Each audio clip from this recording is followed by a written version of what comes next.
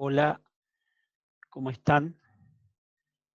Hoy compartiré la primera parte de la introducción que haré al pensamiento de Sigmund Freud en relación, como ya todos sabemos, nuestro curso que busca subrayar la influencia o el valor de la crítica, en este caso de Freud, a la religión.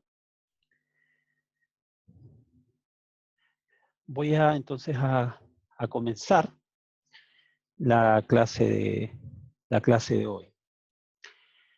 Como sabemos, Freud es considerado el padre del psicoanálisis, probablemente su inventor. Fue un médico austriaco que se interesó por la neurología y que luego derivó a la psicopatología. Ámbitos del conocimiento que lo tienen a él como pionero. Es decir, Freud es considerado el precursor de un modo de acceso al sujeto que no era conocido hasta su tiempo. Y lo que va a ser llamado por él mismo, ¿cierto?, como el psicoanálisis.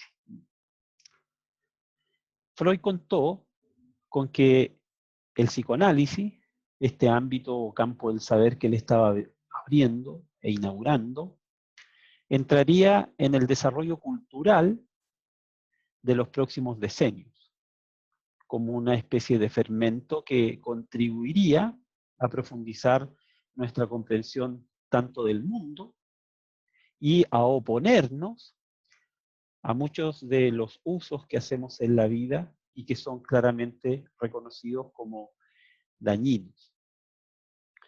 Su crítica de la religión, por lo tanto, también ha de verse dentro de la perspectiva de este gran alcance que tiene su proyecto intelectual, relacionado, por supuesto, con este saber o con este modo de comprensión del ser humano, que es el psicoanálisis. Es decir, Freud no solo está inaugurando un saber en función del individuo, sino que del individuo que vive en sociedad, del individuo que hace cultura, el individuo que forma parte de una comunidad humana y que tiene una historia y una herencia. Freud, en su propio trabajo, se impuso unas ciertas precauciones o limitaciones que responden al hecho de la modestia de quien está inaugurando un nuevo campo de conocimientos que lleva de algún modo las ciencias naturales, ¿cierto?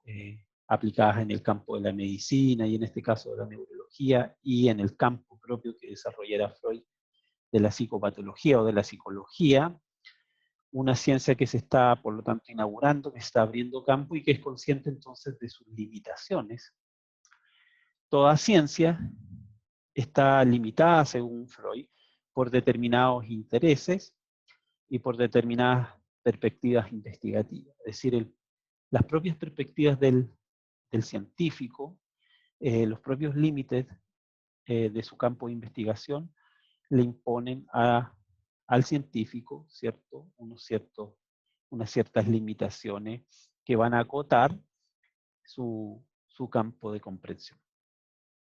Para Freud, nuestra realidad es tan compleja que no se abre del todo con una sola intervención. Es decir, y se está refiriendo a la intervención, en este caso, de la ciencia y sus distintos acercamientos a la vida humana, sus distintos acercamientos a la experiencia humana. Cada ciencia, por lo tanto, en la medida que está definida por un cierto enfoque, un cierto método, no es capaz de acceder a la complejidad de la realidad humana. Toda ciencia, por lo tanto, para Freud es parcial. Es preciso entonces que así sea, que la ciencia sea parcial, pues se limita a unos determinados contenidos, a unos contenidos muy precisos, a unos contenidos específicos, a unos ciertos puntos de vista y a un determinado método. Freud entonces dará a su trabajo el carácter de un proyecto inconcluso, es decir, este nuevo campo de comprensión del ser humano o de acceso a la experiencia humana, lo considerará, ¿cierto?, como un proyecto que todavía tiene mucho que avanzar, tiene muchos aspectos todavía que desarrollar, y especialmente para Freud, muchas de sus tesis esperan una cierta comprobación empírica. Hay que considerar que el proyecto de Freud se enmarca en el auge de las ciencias naturales de su época. Ciencias naturales que abandonan, ¿cierto?, el campo de lo meramente especulativo y tienen por principio entonces la prueba empírica. La prueba empírica entonces que afirmaría las tesis en el campo del conocimiento de las ciencias naturales. Entonces muchas de esas tesis de Freud que quisieron tener medios de prueba a través del análisis precisamente, esperan para este autor una cierta prueba que pueda demostrar su verdad científica. Ahora, se ha debatido si el psicoanálisis es realmente un saber que puede caracterizarse como de científico, o si más bien responde a un cierto arte interpretativo, es decir, el ser humano sería algo así como un texto que está tramado por un subtexto, y que el psicoanálisis no es otra cosa que una forma y un método de interpretación de ese texto. Estamos refiriendo, por supuesto, a la mente humana y lo que más adelante desarrollaremos, la conciencia humana. Probablemente la propuesta de Freud se mueve en el campo de las ciencias naturales, ¿cierto?, pero también en el campo de las ciencias del espíritu, es decir, en el campo de lo que hoy día podríamos llamar las ciencias de la cultura o las humanidades. Entre esos dos campos se está moviendo la propuesta freudiana. No por nada, uno de los términos preferidos y repetidos constantemente por Freud, y es lo que de alguna modo hace el psicoanalista con el paciente, es el esfuerzo por adivinar, ¿no? Esta palabra en nuestra lengua, por supuesto, no tiene el mismo carácter que tiene en alemán. La palabra Selbststellung, ¿cierto?, que es la palabra adivinar, y que más bien tiene el sentido, el significado de el arte de la interpretación, el arte de interpretar, en este caso, y el arte de interpretar psicoanalítico. Este arte tiene que estar abierto, por una parte, a sugerencias y a ocurrencias, sin datos ni justificaciones que obliguen, es decir, sin tener previamente unas ciertas tesis que forzamos de algún modo llevar a cabo. En el proceso de interpretación psicoanalítico tenemos que estar abiertos a las sugerencias, a lo que nos pueda ir sugiriendo el mismo proceso de interpretación, y también a entrar en el riesgo, ¿cierto?, de postular explicaciones a las ocurrencias, ¿no? Sin poder estar seguro de acertar ya a la primera, el arte de interpretación psicoanalítico descubre, por otra parte, lo oculto, y de eso se trata, ¿no? Es decir, tratar de, por medio del arte de la interpretación, hacer aparecer lo que está oculto, o como diría Freud, lo que está latente, lo que no está explícito. Un poco muy semejante a lo que se hace en el ámbito de la interpretación de textos, ¿no?, de textos literarios, por ejemplo. Freud, de hecho, la teoría psicoanalítica freudiana ha sido usada también en el campo de la literatura, porque hay un ejercicio semejante de interpretación de la mente humana y también de los textos, ¿no?, de los textos. Es decir, en el caso de los textos se trata de hacer aparecer el sentido oculto que no se presenta, que no se deja ver en la superficie de los textos. Entonces, se trata de hacer aparecer lo oculto y encontrar una solución acertada, ¿no?, frente a lo que se nos va presentando en el ejercicio de la interpretación. Según Freud, lo ideal es considerar la realidad humana como resultado, y aquí está entonces el contexto de las ciencias naturales en las que se formó Freud dentro de su propia formación profesional y científica. Según Freud, lo ideal es considerar la realidad humana como resultado de energías mensurables cuantitativamente. En las ciencias naturales de la época de Freud había un gran debate, ¿cierto?, entre lo especulativo y lo empírico, ¿no? Es decir, entre lo material y una cierta interpretación especulativa espiritualista, ¿cierto?, que se sostiene sobre la base de tesis no probadas para explicarse al ser humano. Las ciencias naturales instalan entonces el principio de que toda verdad científica debe estar sujeta a una cierta prueba empírica, y por lo tanto que estamos determinados por nuestra condición material. Es decir, los seres humanos somos, actuamos, reaccionamos, determinados por una cierta condición material. Esto ha sido claramente entonces analizado en el marco intelectual en el que se formó Freud, ¿cierto?, como una especie de materialismo o determinismo, en algunos casos una especie de determinismo mecanicista, o en otros casos, ¿cierto?, una especie de determinismo materialista. Es decir, que todo sea explicable por el fundamento material, ¿cierto? Es decir, que nosotros pensamos y somos por nuestra estructura cerebral, viene siendo incluso hasta un debate en el día de hoy, en lo que se conoce actualmente como la filosofía de la mente. Todavía se debate, ¿cierto?, sobre el dualismo mente-cerebro, ¿no? No es lo mismo la mente y el cerebro. El cerebro sería la estructura material, pero la mente, ¿cierto?, es algo que supone un cerebro, ¿cierto?, pero que, por otra parte, ¿cierto?, supone también algo así como la idea del espíritu o del alma, ¿no? Es decir, eh, y entonces podríamos suponer ahí también en esa dimensión la conciencia. Es un debate actual en el campo de la filosofía de la mente, donde algunos no aceptan el dualismo mente-cerebro, es decir, somos el resultado de nuestros cerebros materiales, ¿cierto? Y la mente no es algo así como el alma, ¿cierto?, pensándonos bajo el dualismo, por ejemplo, cuerpo-alma, sino que somos el resultado de esa estructura material, estamos determinados por esa estructura material que es nuestro cerebro. Otros, sin embargo, sostienen la tesis de que no es lo mismo la mente que el cerebro. Hago este paréntesis para mostrarles que esta cuestión sobre la determinación material de la vida humana sigue hasta el día de hoy siendo un debate vigente.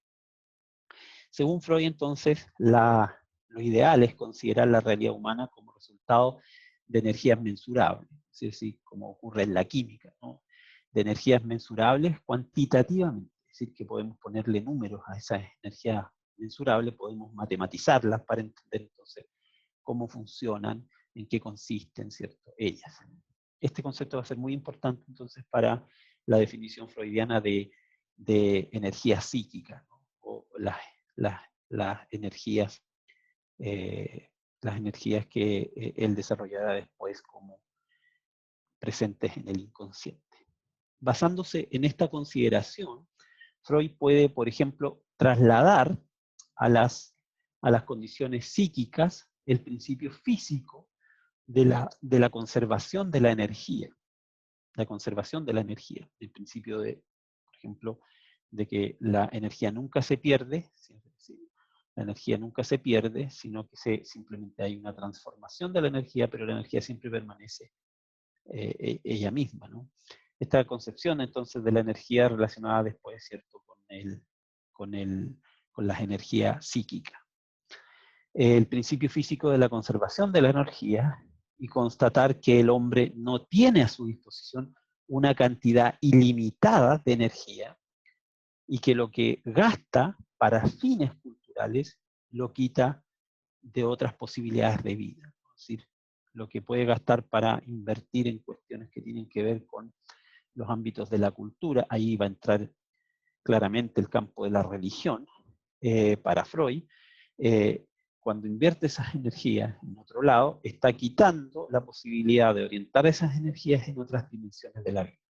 Freud básicamente va aquí a pensar en cómo orientamos nuestras energías psíquicas en dirección hacia lo que está, por ejemplo, más allá, en el caso, ¿cierto?, de la experiencia religiosa, y no a orientarla hacia nuestra experiencia en el mundo.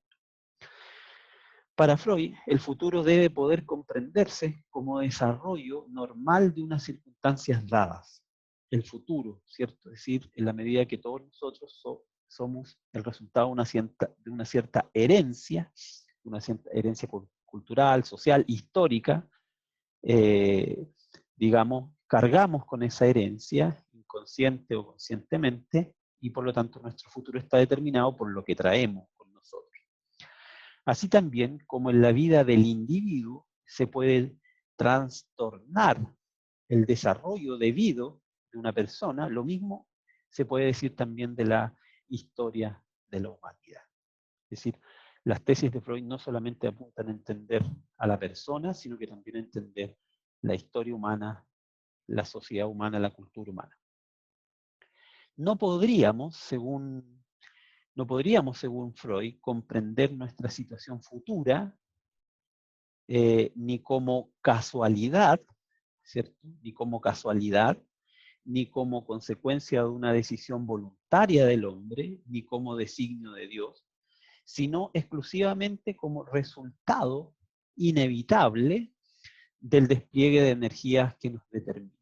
Es decir, hay unas ciertas energías, podríamos también decir unas ciertas influencias que determinan la vida humana y de la cual no siempre somos conscientes. Y en la medida que somos, ¿cierto?, materia, y estamos determinados entonces por energías físicas, digamos, la vida humana depende más de esas energías físicas, ¿cierto?, culturales, históricas, psíquicas, ¿cierto?, más que de nuestras decisiones conscientes o de una idea de causa racional que dirige la historia, ¿cierto? Por ejemplo, aquí habría una tesis contra Hegel, o contra el racionalismo de la modernidad, de que el hombre es el resultado de su conciencia racional, o de su moralidad, ¿cierto?, consciente, por supuesto. Más bien somos el resultado de unas ciertas energías que condicionan la vida humana. Quisiera entonces ahora que pasáramos, después de decir estas cuestiones generales, a la arquitectónica de lo consciente y lo inconsciente. En el lenguaje popular, todos hemos de algún modo escuchado hablar del subconsciente, del inconsciente, de la conciencia. Son expresiones que ya se encuentran presentes en la conversación cotidiana. Sin embargo, en tiempos de Freud no era habitual hablar de este modo. Freud, en todo caso, como ya podemos darnos cuenta, de hecho es Freud quien descubre el inconsciente, es decir, quien descubre e instala este concepto como una categoría fundamental en la comprensión del ser humano, el inconsciente. Él es el inventor, ¿no?, o el descubridor de esta categoría.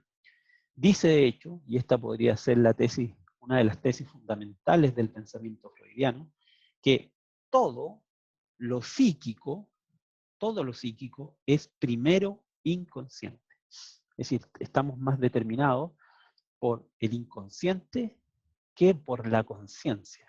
Más determinados por el inconsciente que por la conciencia. Así como dijimos anteriormente que estamos más determinados por energías físicas, influencias culturales, sociales, históricas, que están, digamos, ancestralmente presentes en la humanidad, más somos hijos de esas influencias o de esas energías que de nuestras propias decisiones conscientes o de el poder de la razón humana, ¿cierto? O de un designio divino, ¿cierto?, que se nos puede haber revelado.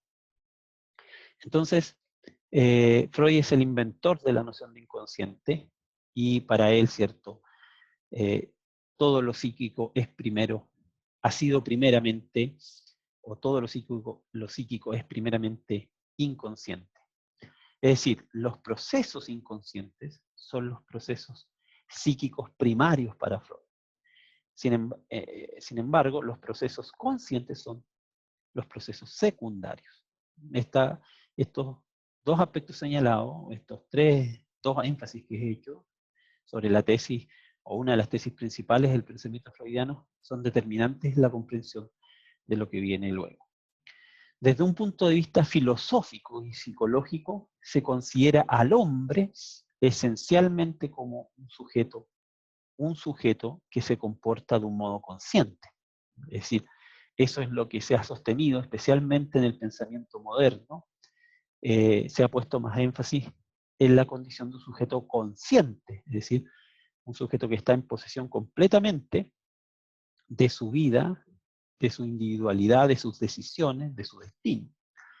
Y aquí hay una tesis, aquí habría cierto supuesto, el supuesto moderno, inaugurado por René Descartes, ¿cierto? El famoso pienso luego existo. Es decir, Descartes llega a la certeza primera, la certeza indudable, indubitable, de que cuando pienso soy yo el que pienso. Es decir, precisamente la razón es el fondo más originario del hombre, esa razón, ¿cierto?, donde se revela lo evidente, las certezas últimas y que sostiene toda nuestra comprensión del mundo.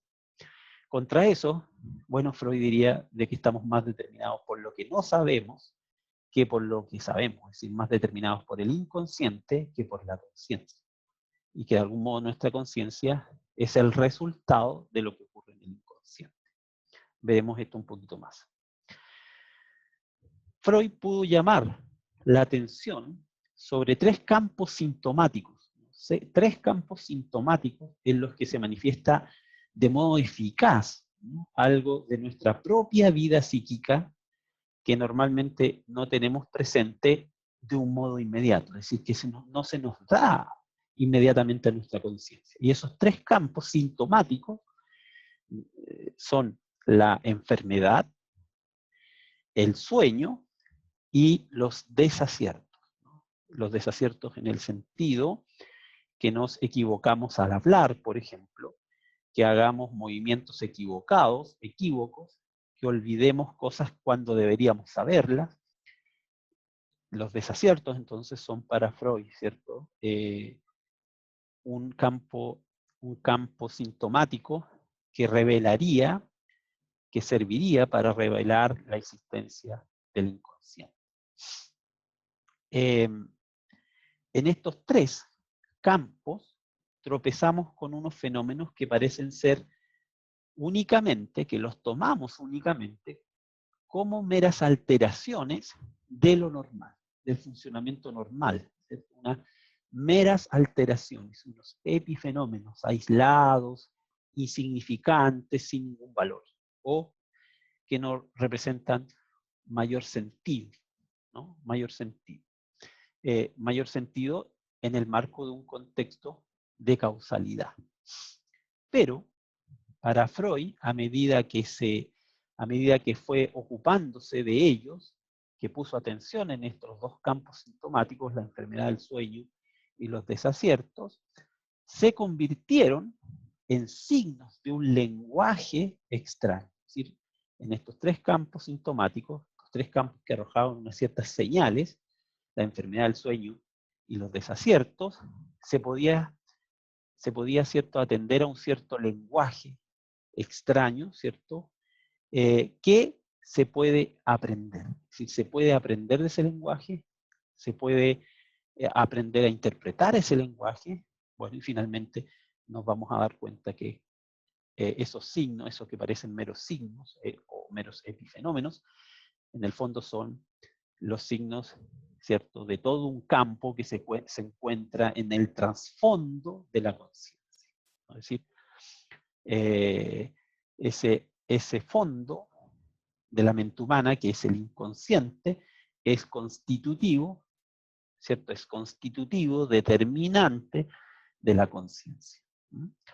En ellos encontró entonces Freud, en estos campos sintomáticos se encontró la comunicación secreta, ¿cierto?, de lo que el sujeto despierto y consciente de sí mismo no es capaz de reconocer, ¿no? Es decir, el sujeto no es capaz de reconocer, no es capaz de, digamos, darse cuenta de que esos signos, ese lenguaje extraño que habla en la enfermedad, en el sueño y en los desaciertos, no es capaz de darse cuenta que representa toda una dimensión de su mente, ¿no? De su mente.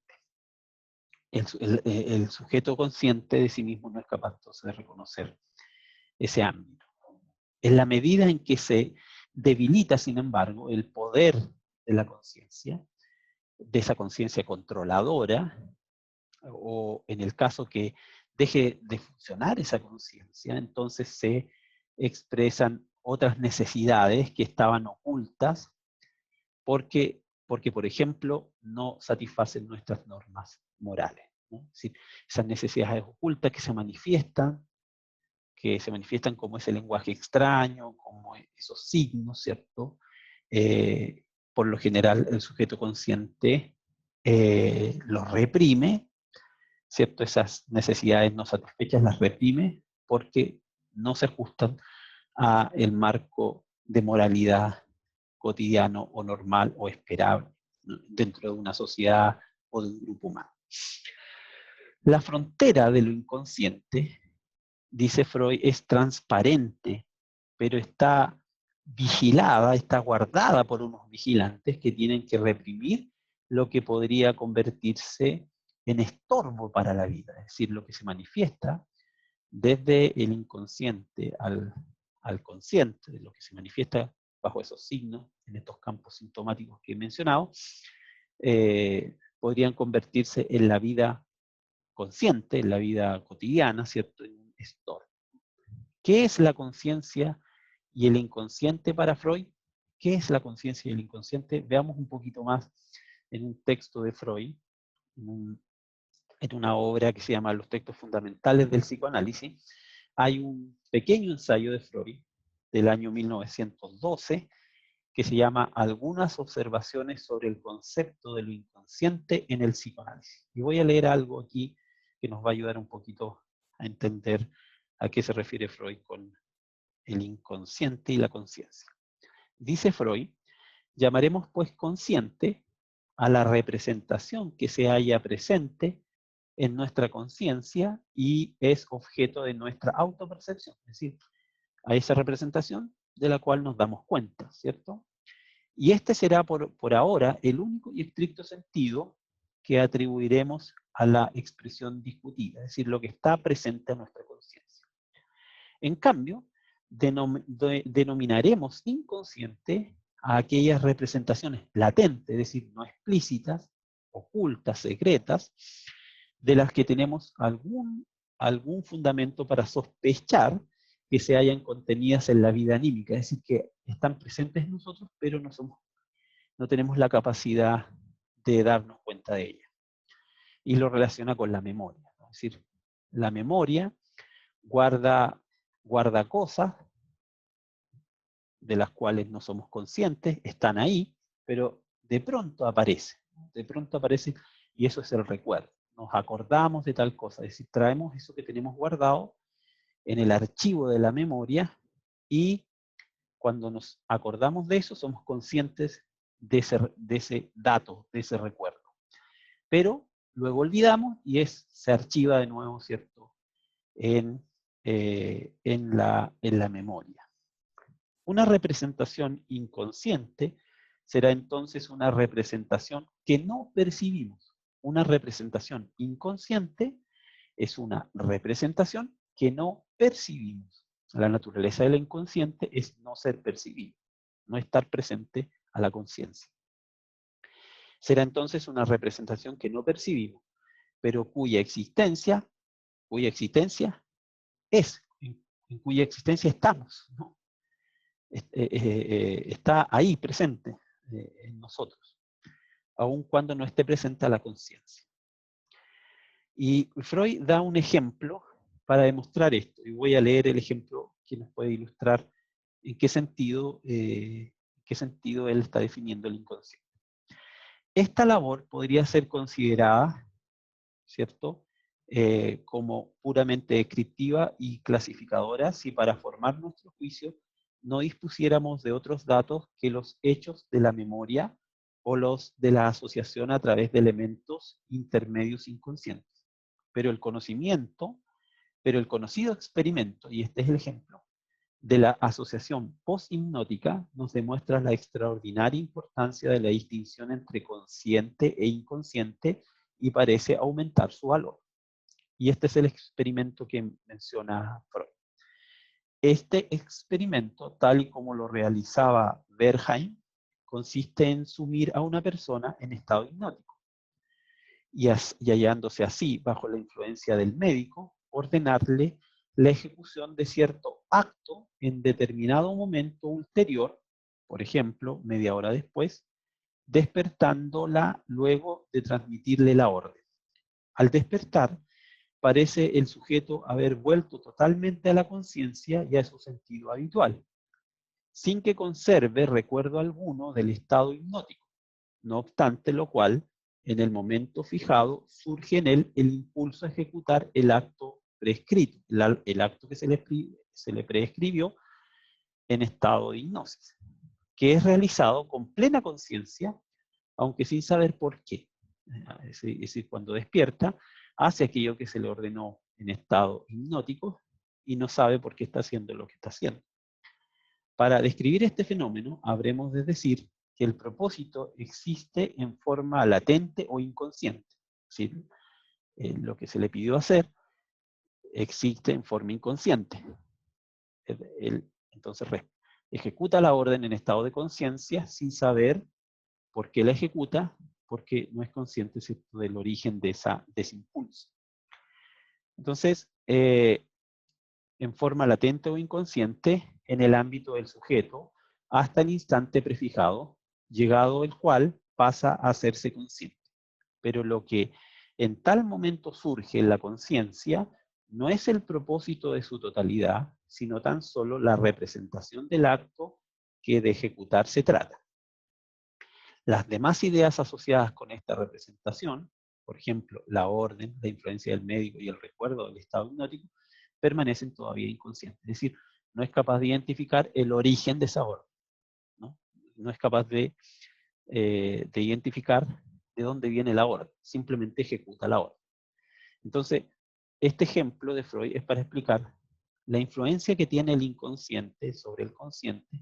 Hacemos en estado de conciencia ciertas cosas sin saber o tener la explicación de por qué las hacemos. El inconsciente entonces ejerce una tremenda influencia y Freud define el inconsciente como tremendamente eficaz. Es decir, no es un epifenómeno, no es algo que se escapa a la normalidad, que vivamos más habitualmente en estado de conciencia, sino que somos más el resultado de nuestro inconsciente que de nuestro consciente, ¿no?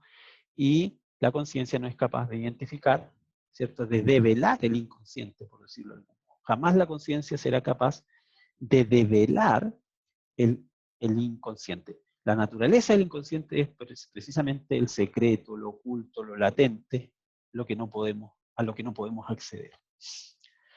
Y finalmente, en el mismo texto, en la página 182, dice Freud respecto al inconsciente lo siguiente.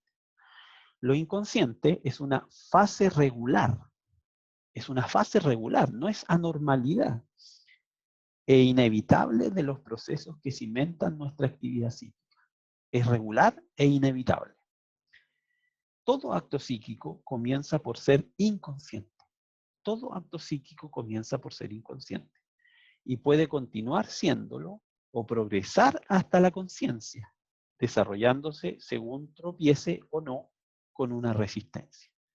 Si lo que sale del inconsciente a la conciencia puede manifestarse de una cierta manera, pero va a encontrar en su camino unos ciertos tropiezos, unas ciertas resistencias que van a empujar todo eso que quiere salir de nuevo, ¿cierto?, a la conciencia y que van a permitir en algunos casos que salgan solo algunas cosas. Lo que sale depende del relajo de la conciencia, ¿no? Es decir, de la del debilitamiento de la conciencia. Y debilitamiento de la conciencia puede ser, por ejemplo, cuando estamos en estado de sueño y no controlamos, ya desaparece la conciencia controladora, y entonces en el sueño se manifiestan ciertas cosas que están en el inconsciente. Bueno, este es un texto importantísimo que se lo recomiendo para comprender cómo define Freud la conciencia y el inconsciente. Freud distingue entre lo preconsciente, y ahí está entonces la arquitectónica de lo consciente y lo inconsciente, distingue entre lo preconsciente, es decir, lo que no está actualmente presente a la conciencia, pero que es capaz de conciencia, es decir, el preconsciente está en ese punto medio, ¿cierto? Está en ese quicio, en esa especie de intermedio que ejerce la labor de una especie de aduana, que permite el paso, de una cierta manera, entre aquello que está en el inconsciente hacia el consciente, ¿no? Es decir, la conciencia es lo actual, lo que está presente, lo actualmente presente, la autopercepción. El preconsciente es lo que no está presente, pero podría estar presente, podría fácilmente actualizarse en la conciencia, y el inconsciente es lo que está bloqueado por represión o que está retenido bajo, ¿cierto?, estos tropiezos que son modos de resistencia, ¿cierto?, y que no permiten que todo lo que hay en el inconsciente salga o se exprese en el consciente. Entonces, tanto el preconsciente como el inconsciente pertenecen al ámbito de la no conciencia, ¿no?, al no consciente, ¿no? Ahora, Freud distingue entre lo preconsciente, es decir, lo que no está actualmente presente a la conciencia, pero que es capaz de conciencia, o que podría ser virtualmente consciente, y lo inconsciente propiamente dicho, es decir, lo que se ha dado al ser humano en parte como herencia, ¿sí? El inconsciente está en parte constituido por una cierta herencia, en parte formado por determinadas represiones que han sido violentamente impedidas de volver a la conciencia. Y ahí entonces el esquema que les presento. Mediante estas distinciones, Freud obtiene unos espacios, es decir, la metáfora aquí espacial, claramente la arquitectónica de lo consciente, lo inconsciente y lo preconsciente está usando una metáfora espacial, son lugares, si pensáramos la mente humana como constituida por estas tres dimensiones, como espacios, ¿cierto? De hecho, Freud también en algún momento utiliza la metáfora de la cámara fotográfica, ¿no?, del negativo y el positivo, ¿cierto?, del proceso de revelado de la foto, ¿no? Mediante estas distinciones, Freud obtiene unos espacios y lugares psíquicos, ¿cierto? Es decir, el inconsciente, el preconsciente, el consciente, que en el psicoanálisis se llamarán o llegarán a llamarse examen tópico. Tópico es lugar en griego, exámenes de estos lugares. Se trata de una representación espacial de unas relaciones psíquicas dinámicas. En el esquema, esto se indica con la invasión de unos conceptos en el campo del otro. Es decir, el inconsciente invade el consciente, el preconsciente, ¿cierto?, es ese lugar que permite el trayecto entre el inconsciente y el consciente. Sí, son espacios que están de algún modo influyéndose mutuamente.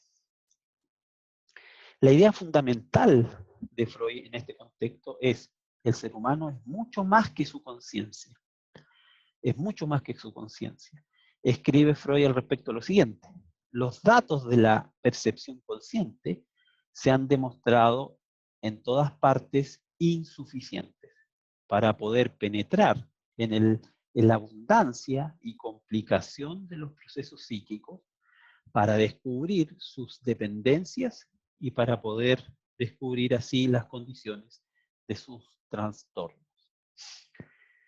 El poder de lo inconsciente procede de que en él son eficaces todavía aquellas necesidades que reprimimos y que están entonces en el inconsciente como energía psíquica, ¿cierto? Aquellas necesidades del ser humano que éste no conoce o que no quiere conocer, es decir, no quiere conocer esas energías psíquicas, ¿cierto? Esas necesidades que están ocultas, secretas en su inconsciente. Freud reduce la multitud de afanes humanos al menor número posible de necesidades. Y aquí Freud va entonces a instalar como su tesis fundamental, ¿cierto? Respecto de cuáles son esas necesidades más fundamentales, las más básicas, ¿cierto? Las más básicas, pero al mismo tiempo las más apremiantes para el ser humano, ¿no? Y esas necesidades humanas él va a aceptar definiendo entonces estas, o reduciendo el campo de necesidades humanas a las más elementales, va a aceptar dos impulsos fundamentales de la vida humana. El eros, ¿cierto? Y el impulso de destrucción, que en otros lugares llamará Freud el tánatos, de griego, que significa de algún modo muerte, ¿no? Que tienen que ver con el impulso de la muerte o el impulso de destrucción.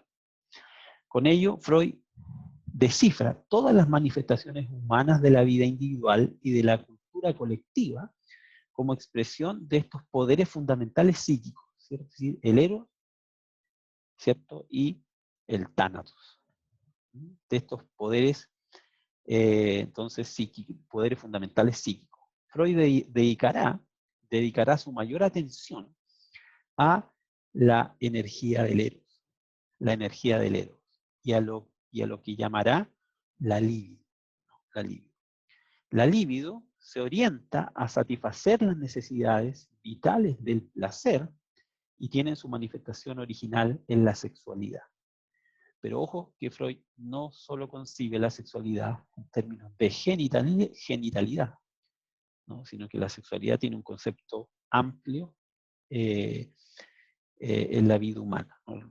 Define la sexualidad yendo más allá de la pura genitalidad, tiene que ver con cualquier tipo de experiencia de placer. La concentración de Freud en la sexualidad como estructura fundamental de la vida humana suscita en su época, en la sociedad victoriana austriaca, especialmente en Viena, una especial oposición. Por ejemplo, chocará contra esa sociedad sobre todo dos detalles. Primero, que atribuya al niño unas necesidades y manifestaciones sexuales, en vez de suponer que estas necesidades empiezan, ¿cierto?, a partir de la pubertad. Y también, ¿cierto?, que ampliara en el concepto de sexualidad, que ampliara el concepto de sexualidad yendo más allá de lo usual en el lenguaje corriente, para con él definir entonces, verlo presente en todas las funciones corporales que incluyan algún tipo de placer y todas las formas de expresión de una inclinación amorosa, ¿no? Bueno, para terminar entonces, digamos que según la teoría freudiana, para entender plenamente las manifestaciones religiosas, y esta es una cuestión que no debemos olvidar para continuar en nuestro análisis y comprender la crítica a la religión de Freud, para entender plenamente las manifestaciones religiosas, es absolutamente imprescindible verlas en relación con las necesidades cuyo objetivo propiamente dicho es la satisfacción sexual. La satisfacción sexual no solamente en el campo de la genitalidad, vuelvo a decir, sino que todo en toda experiencia humana que significa algún tipo de placer. Pero solo se verá claro este punto, el punto entonces donde Freud hace su crítica o su interpretación de las manifestaciones religiosas en el campo de la satisfacción sexual, solo se verá claro este punto cuando se haya reconocido que lo inconsciente es un espacio dominante en la estructura general del sujeto. Les recuerdo entonces, la tesis fundamental de Freud en relación con el inconsciente es que en los procesos psíquicos el inconsciente es lo primario y los procesos conscientes son secundarios. somos el resultado de nuestro inconsciente más que de nuestra conciencia. Entonces, continuaremos la próxima clase complejizando este cuadro desarrollado hoy con los conceptos, los famosos 3 categorías, ¿cierto? Sobre el yo, el ello y el superyo. ¿Sí? Para Freud, estamos constituidos, estamos habitados por, entre comillas, estos 3 personajes que viven en esa casa que somos cada uno y que, por supuesto, entran en conflicto de vez en cuando, entran en unas ciertas relaciones de poder y de dominio, pero también de lucha y de resistencia entre ellos. Y esos son entonces el yo, el ello y el superyo. Seguiremos desarrollando entonces las tesis de Freud para llegar entonces a comprender de mejor manera su crítica a la religión en el próximo video de nuestro curso. Les mando entonces un abrazo a todos y que estén muy bien.